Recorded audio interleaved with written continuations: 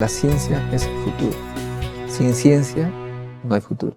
Gracias amigos, estamos en un nuevo encuentro con la ciencia, el canal que promueve la ciencia y la tecnología en el Perú y, ¿por qué no, en el mundo? Cuando uno habla de ciencia, hay gente que piensa que solamente se trata de laboratorios, microscopios. No, no. La ciencia quiere decir conocimiento de todos los aspectos que tiene que ver con el universo. La física, la química, pero también la sociología, la antropología. Todo lo que es conocimiento es ciencia.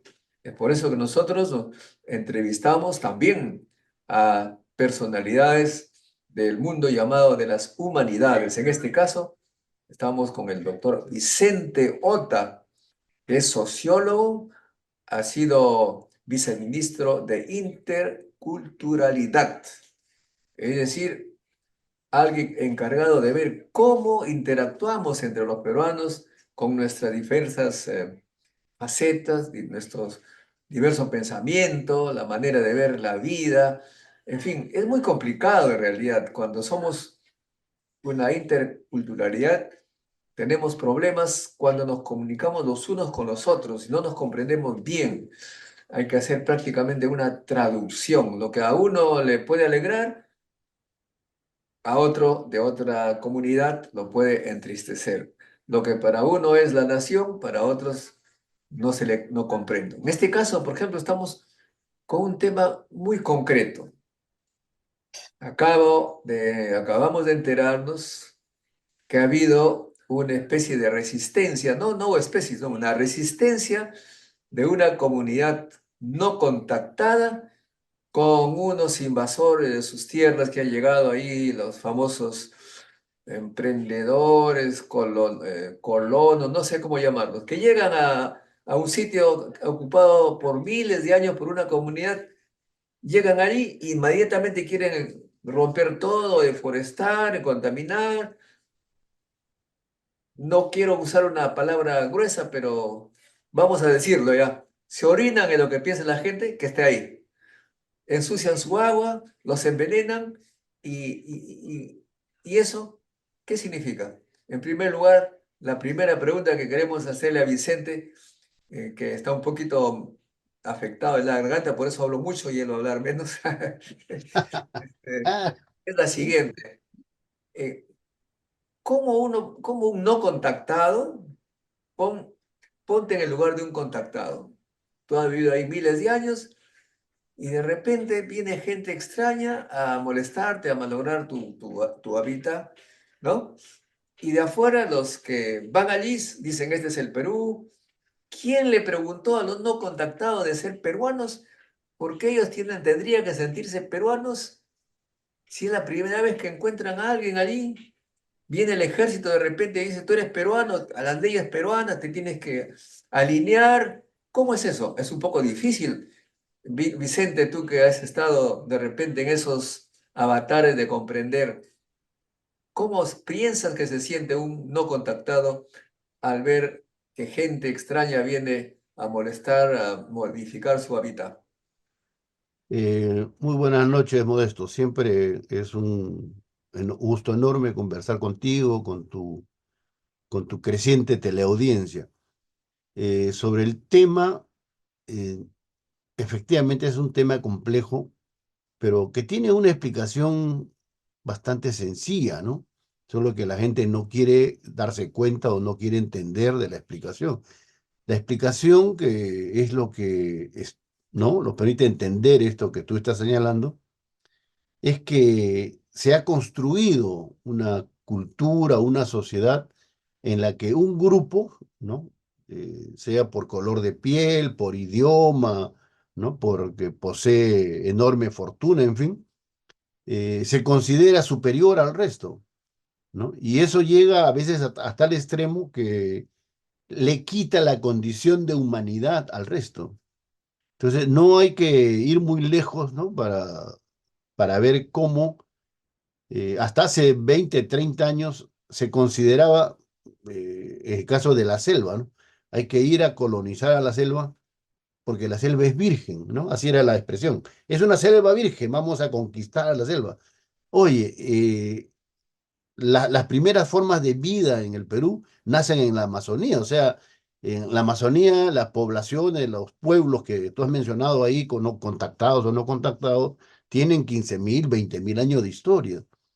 Entonces, hasta hace 20 o 30 años se consideraba, y todavía hay gente que lo considera, que allí no hay gente. ¿Por qué? Porque se entiende que los indígenas no son gente. O sea, no es porque creen que no hay nadie, no, no, no, sino porque los que están ahí, esos no son gente. Entonces, por eso que ahora, ¿no? En el siglo XXI, pueden haber esas bandas que tú has señalado, ¿no? De depredadores, de taladores, de mineros ilegales, en fin, ¿no? Y van y depredan, invaden, ¿no? Contaminan agua, suelo, bosques, que son indispensables para que esos peruanos puedan vivir, ¿no? Entonces, en el fondo, lo que tiene que denunciarse y criticarse, estimado Modesto, es que todos los peruanos somos iguales ante la ley y tenemos que ser iguales ante la ley. Por eso es que no se aplican eh, todo lo que es la legislación sobre consulta previa, no se aplica, ¿no? ¿Por qué? Porque la consulta previa es una de las legislaciones más importantes para los pueblos indígenas en que protege su territorio, protege los derechos de los pueblos, ¿no? Consulta previa, ¿de dónde viene? ¿No? Viene de que cuando una empresa, o un emprendedor que tú has llamado, o por último el Estado quiere poner una posta, un colegio, lo que sea, tiene que pedirle una opinión, tiene que consultarle a la población, porque puede hacer que esa población no esté de acuerdo, o no lo quiera, o no se sienta que eso le va a hacer bien. Esa ley se ha eliminado prácticamente, no rige.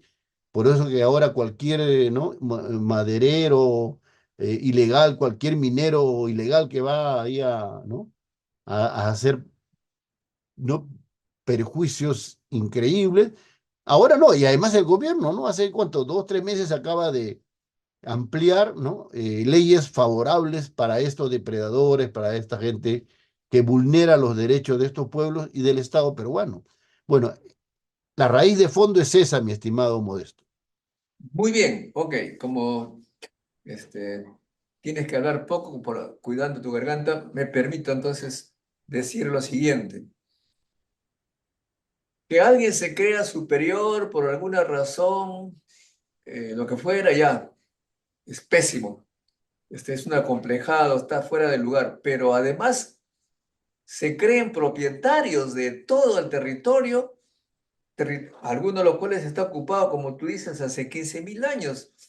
Se creen que como el Perú es la frontera, eso también es nuestro y podemos hacer lo que se nos pega la gana sobre una población que nunca ha sido eh, comunicada, no sé, no ha habido intercambio de nada, han vivido como siempre. ¿No crees ahí que hay un problema de fondo? ¿Cómo es que nosotros trazamos fronteras así, ya esto es nuestro, sin preguntarle? Prácticamente es una imposición, una invasión, ¿o no? Definitivamente, lo que pasa es que el Perú, ¿no? Cuando se organiza como Estado en la República en 1821, es allí donde empieza la desigualdad. O sea, allí se consagra, ¿no? Y se legitima la desigualdad. Por una razón sencilla, Modesto. Hay que recordar que en 1820, 21, la población peruana era más o menos 2 millones, un poco más. De esos 2 millones, el 70% hasta 80% era indígena, ya sea andina o de la selva, ¿no? Y un porcentaje ¿no? de 5 o 6% de población negra y árabe, ¿no? Mora, que habían traído de esclavos los españoles. O sea, ese 85% fue excluido del Estado. O sea, el Estado nunca representó a todos los peruanos.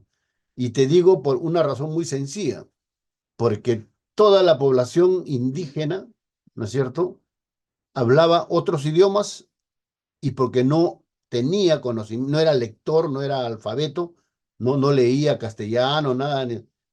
esa población, ¿cuándo empieza a ser reconocida?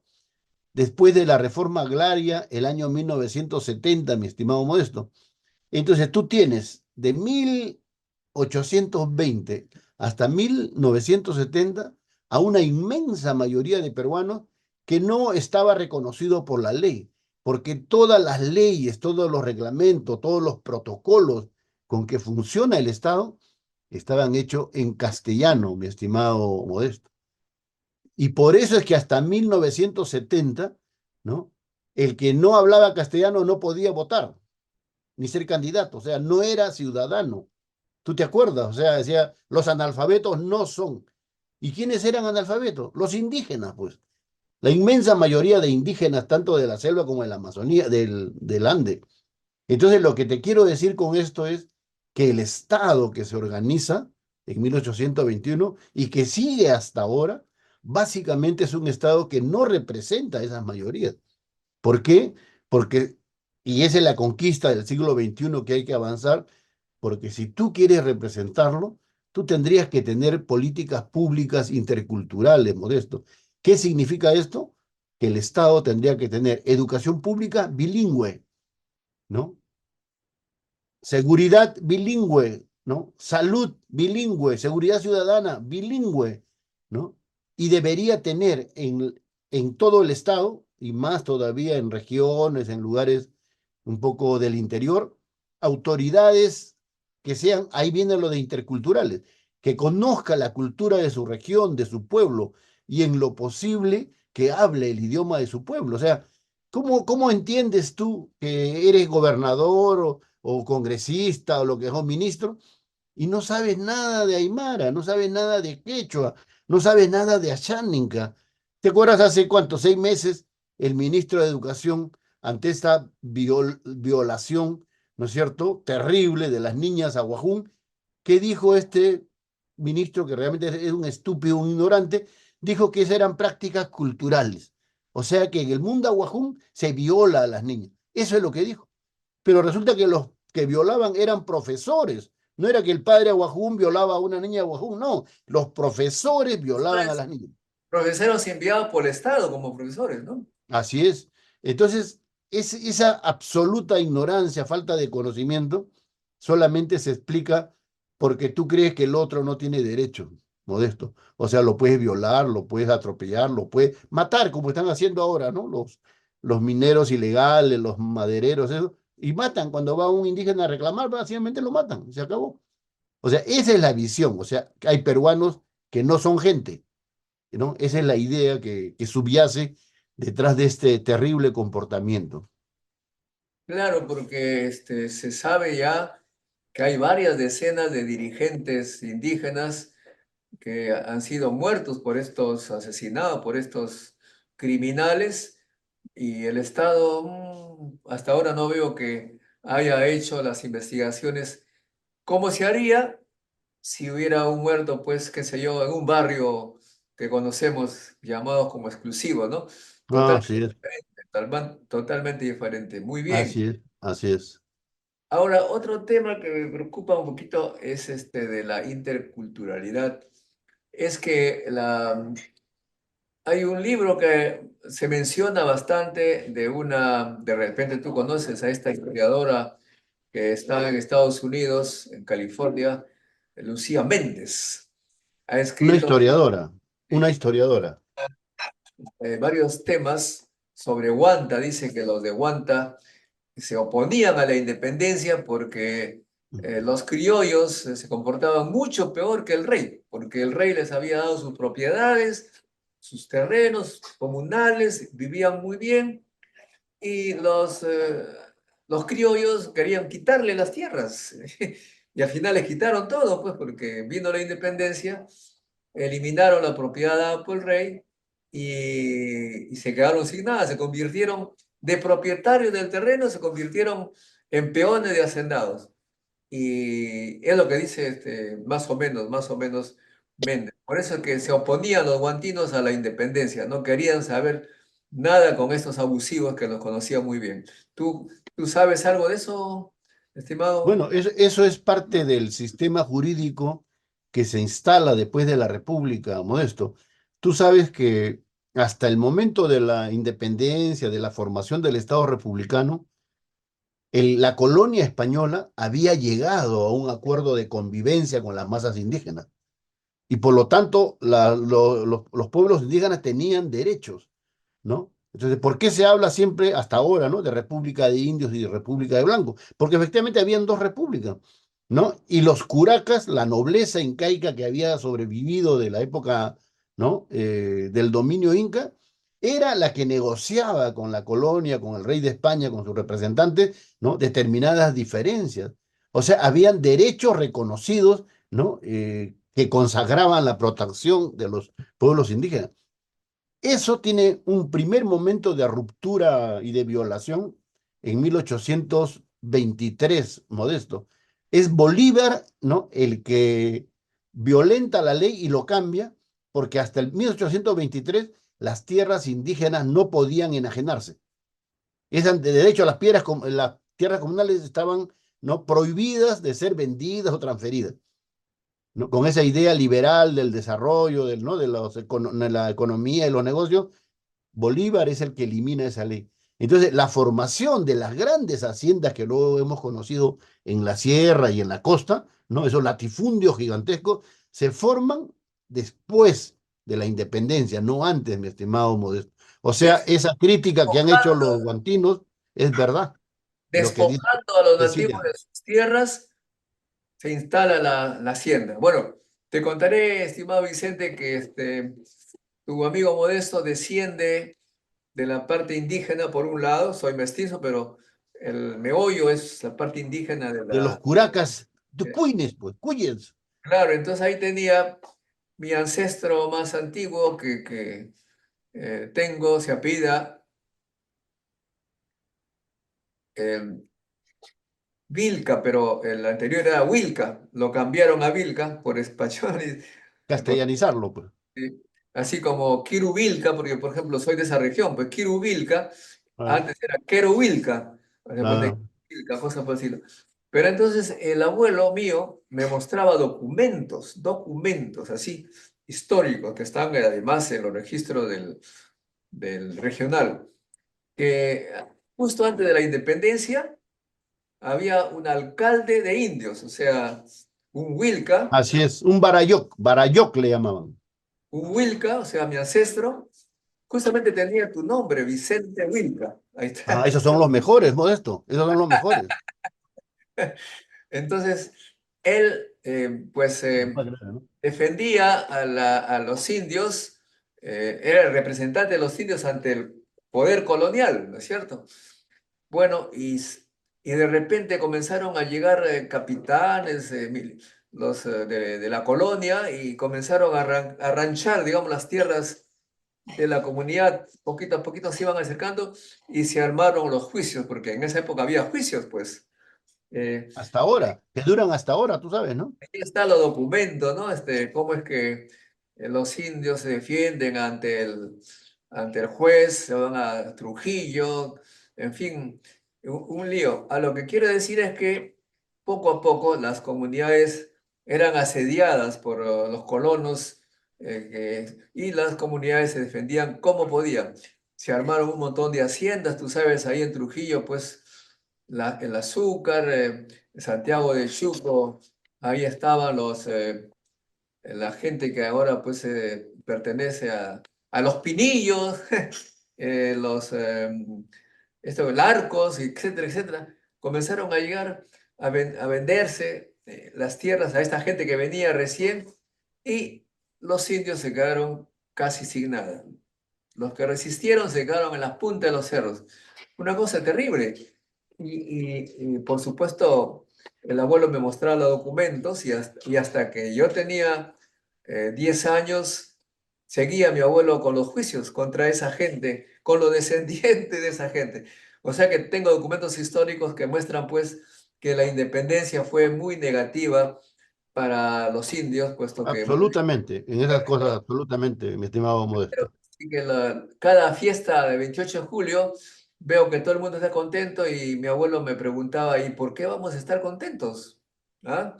Y si tú dices que no estás contento, te acusan de antipatriota, hasta te pueden meter en la cárcel, estimado Vicente. Estamos en un país entonces medio raro, ¿no?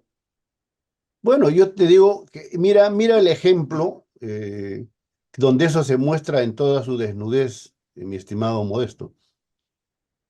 ¿Cómo puede ser, ¿no?, que la independencia sea absolutamente una celebración militar? ¿Eh? ¿Tú te imaginas? La independencia es de toda la nación, de todo el país. Entonces tendría que ser una fiesta cívica, una fiesta de toda la sociedad. ¿Cómo puede ser que la principal fiesta es un desfile, ¿no?, acá en Campo de Marte o en los colegios? Eso es un absurdo que tiene que ver con esa tradición militarista falsa. Además, pregúntate qué sentido tiene, ¿no?, esa celebración. ¿Tú te has preguntado alguna vez, Modesto, cuál es la tradición triunfadora de nuestro ejército? O sea, ¿cuántas guerras ha ganado el ejército peruano para que tú digas no merece tales celebraciones? Dime cuántas guerras ha ganado, ¿no es Bueno, cierto? Entonces, hasta en eso, o sea, es una construcción artificial, ¿no? Entonces, lo que hay que ir es que esto cambiará el día que la fiesta del 28 de julio sea una fiesta cívica, ¿no? claro. Un desborde, ¿no?, de comparsas, ¿no?, de los pueblos celebrando con sus músicas, con sus danzas, con sus bailes. Entonces, en ese momento, ahí diremos el Perú ha cambiado, ¿no es cierto? Entonces es una falacia, es una construcción artificial lo que ahora celebramos, mi estimado Modesto. Bueno, efectivamente, esa es una cosa muy peruana, ¿no? Que celebramos derrotas en cierta manera, ¿no? Sí, pero me, Así dec- es. me decía un amigo francés que se dio cuenta de ello, dice, pucha, nosotros en Francia toda derrota la hemos borrado de la historia, no existe para nada. Pero En acá la celebramos, ¿no? ningún lugar, en ningún lugar de Francia puede haber una calle que se llame Waterloo, imposible, ¿no? Y también este, Sí, también hay unas derrotas que tuvieron con los romanos, borrado, ¿no? Lo sacan, ¿no? O sea, pero nosotros al contrario, hacemos leyenda, ¿no? De las total. fuerzas. Además, otra pregunta, Modesto, que es lo que muchos no se han puesto a pensar. ¿Qué cosa sería de la identidad, del sentimiento nacional, sin, ¿no?, el sacrificio de Grau y de Bolognesi? ¿Qué Eso, cosa seríamos como país, como nación? Seríamos una vergüenza, ¿no? Entonces, el sacrificio de gente como Grau y Bolognesi es lo que nos ha permitido, ¿no?, tener algo de dignidad en la derrota, ¿no? Hemos sido derrotados, hemos sido despojados, todo, pero han habido unos peruanos, ¿no?, que han sabido actuar, ¿no?, de la manera más alturada y más sacrificada. Entonces, sin ellos, realmente no seríamos, pues, un país digno, ¿no? nos hemos defendido, ha habido muchas resistencias, el famoso Leoncio Prado, que según la historia tocó la campanita para que le hagan el disparo, cosas de ese estilo. El otro, Alfonso Ugarte, que se lanzó con su bandera. Un poco triste, pero bueno, efectivamente habría que hacer fiestas que nos alegren la vida, que Así es. nos Que muestren, afirmen la peruanidad, ¿no es cierto? sí, pues efectivamente. Bueno, finalmente, estimado Vicente, una reflexión que me está surgiendo estos últimos tiempos, hace tiempo en realidad, pero está acentuándose más ahora que hay en el mundo, en Estados Unidos, una, una política migratoria bastante humillante para el Perú, para la América Latina en general. Me hizo recordar una película que vi hace 30, 40 años en Francia, de una señora que se le ve ante una reja, se le ve ahí la cara, de repente comienza a pujar, se le nota que está pujando y de repente echa a correr, ¿no? Echa a correr y detrás van unos policías y de repente la señora cae, la policía la atiende y sale un niño, estaba dando a luz, levanta el niño, así a mí me chocó esa escena tremenda, levanta el niño y dice americano, americano, americano. La señora había esperado en la frontera de México con Estados Unidos para pasar y que su hijo naciera allí y era el más grande triunfo que su hijo era americano. Me chocó bastante, me chocó bastante. sin duda, pues Modesto, sin A duda. mi edad, a mi edad dijo, ¿cómo es posible que hayamos Es, llegado a tal altura, tal situación? es patético, ¿no? Cuando Es esa patético. parte era mexicana, todo ese territorio era mexicano, Sí. California, Texas, etcétera, Todo, Texas, quitaron la mitad, Florida, le quitaron ¿no? la mitad del California. territorio Entonces, de o sea, mexicano. el 35% del territorio americano actual ha sido saqueado, robado de México, ¿no? Eso es así. Ahora, sobre eso, dos Ahora comentarios que, le limitan la entrada, imagínate, te despojan y luego no te dejan entrar. así es, te ¿Ah? botan de tu casa y luego no te dejan entrar. Esa es un poco la figura, ¿no? Sobre Oye, eso, ha sacado una frase ahí, Mr. Trump dice, America First, ¿no? Entonces yo le digo, America First for the first Americans, los primeros americanos, ¿no? así Los es. primeros, ¿quiénes eran? No eran ellos, eran Los los, pieles rojas, pues, pieles rojas y indios mexicanos. ellos fueron los primeros americanos. Pero Bueno, sobre eso te diría lo siguiente, Modesto. Estamos en un mundo donde no es posible detener la migración. O sea, creo que el siglo XX es el siglo de las grandes migraciones. O sea, en la historia de la humanidad todo es una migración, todo, siempre. Tú recuerdas cuando se analiza el ponte más origen a de la nuestros derecha, pueblos. ponte más a la derecha que te estás escondiendo mucho a la izquierda. Está bien que sea de izquierda, pero un Ajá. poco a la derecha, pues. Entonces, siempre, ¿no? Se ha desarrollado la idea de que hay que controlar, bueno, siempre hemos sido trashumantes, nos hemos trasladado de un lugar a otro. ¿Cuál es el origen del hombre americano, Modesto? ¿Cuál es la explicación última que se ha dado? Que viene del Asia, no sé, por el estrecho de Bering, ¿no es cierto? Que los primeros hombres que habitan, que ocupan el territorio americano, vienen del Asia por el estrecho de Bering. O sea, mira tú eso desde la noche de los tiempos. Hemos ido de un lugar a otro, en primer lugar. Los, En los que segundo lugar, los que descubrieron la América fueron los indios y después nos vienen que América ha sido descubierta hace 5 siglos. sí. Entonces, en segundo lugar, mira, ¿quiénes son los que han construido América? Tú lo has dicho, los indígenas, son estos pueblos.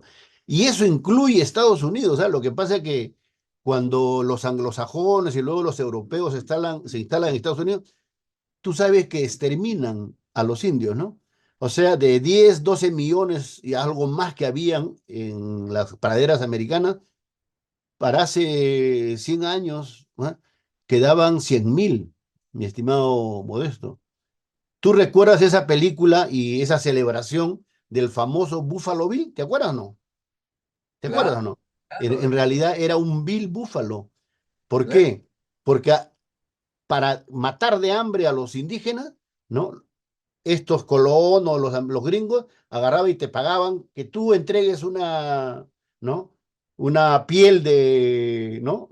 De búfalo y te daban tu dólar. ¿Por qué querían exterminar a los búfalos? Porque era la carne, era la comida, era todo. ¿Por qué? Porque aparte de alimentarse, a veces hacían armas y con las pieles hacían sus casas. ¿Te acuerdas las casas precarias que hacían? O sea, el búfalo era la vida del indio americano. Y habían millones y millones de búfalos. Cuando mueren los búfalos, comienzan a morir en masa los indígenas. Entonces, eso es lo que han hecho en América del Norte. Ahora, eh, ¿por qué no pueden evitar la migración? Lo que pasa es que están tratando de controlarla, de filtrarla, porque casi todos los trabajos duros, feos, sucios, desagradables, ¿a quién se lo dan esto? A la gente que migra, al mexicano, al peruano, al ecuatoriano. ¿No? ¿Por qué? Porque el gringo ya no quiere hacer esos trabajos. Entonces, lo que pasa es que hay una hipocresía y además hay ¿no? El interés de despojar y de quitarle cualquier derecho, ¿no? Al migrante. O sea que es así como un ilegal, un indocumentado, un indeseable. para que el Estado gringo no le ofrezca derechos mínimos. Entonces, detrás de toda esa política de segregación, de control así riguroso de la migración, lo que se esconde no es una política de esclavismo, de negación, ¿no? De derechos y de obligaciones frente a la población migrante, ¿no? Entonces yo creo que ahora, una última cosa, la migración en Europa en los últimos 5 o 6 años, o hasta 10 años, pues demuestra. El 60 o 70% de la migración que se está produciendo en Europa, ¿de dónde viene, Modesto? Viene de los países del Medio Oriente, viene de Siria, de Irak, ¿no? De Afganistán y ahora de Ucrania. ¿Por qué viene de ahí? Porque Estados Unidos los destruyó, ¿no? El primer Biden, ¿no es cierto? En el 2008, 2009, destruyó Irak, destruyó Libia, ha destruido Siria. Y esa gente, ¿a dónde va? Tiene que buscarse la vida como sea, y por eso que se va a Europa, en realidad esconden, ¿no? Que ellos son los causantes, ¿no? De esa situación que después lo ven como indeseable, que no les gusta, ¿no? Pero ellos son los causantes, mi estimado Modesto. Muy bien, estimado Vicente, muchas gracias por esta conversación. Vamos a seguir porque me interesa mucho comprender la interculturalidad y las consecuencias que estamos viviendo ahora, no solamente en el Perú y en el mundo. Te agradezco mucho. Ha sido Vicente Horta, sociólogo, profesor de la Universidad Nacional de Ingeniería, con quien siempre conversamos de estos temas y seguiremos haciéndolo. Gracias Claro que sí, Modesto. Un gusto siempre conversar contigo. y con Buenas otros. noches. Hasta un próximo encuentro con la ciencia. Chao, chao. Así es. La ciencia es el futuro. Sin ciencia no hay futuro.